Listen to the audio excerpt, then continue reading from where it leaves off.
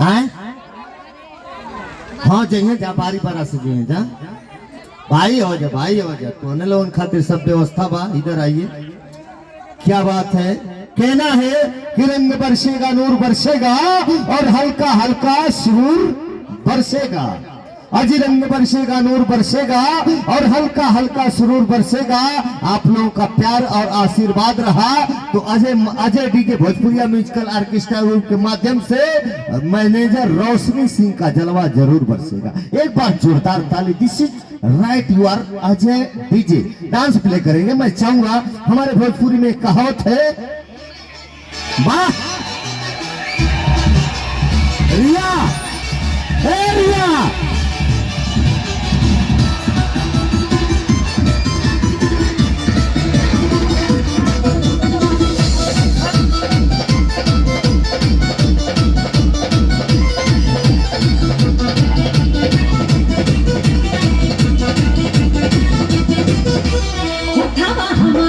बाबू चकले घीव से देसी चिकन डाटे हमर पे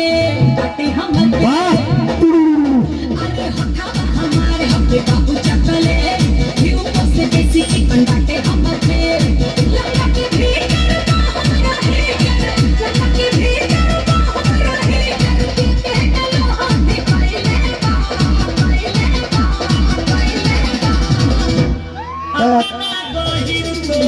बाबा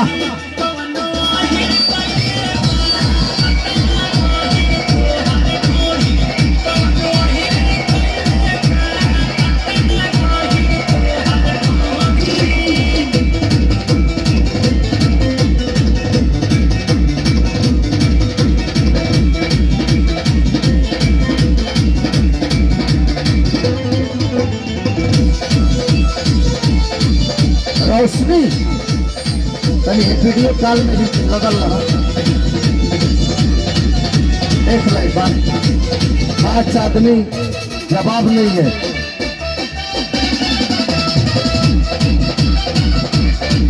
तनी इधर एक बार ध्यान देगा लड़का भाई। काजल थोड़ा सा बच्चों की तरफ ध्यान दे दो। बढ़ जा जा बुच्ची जा आराम से बाबू।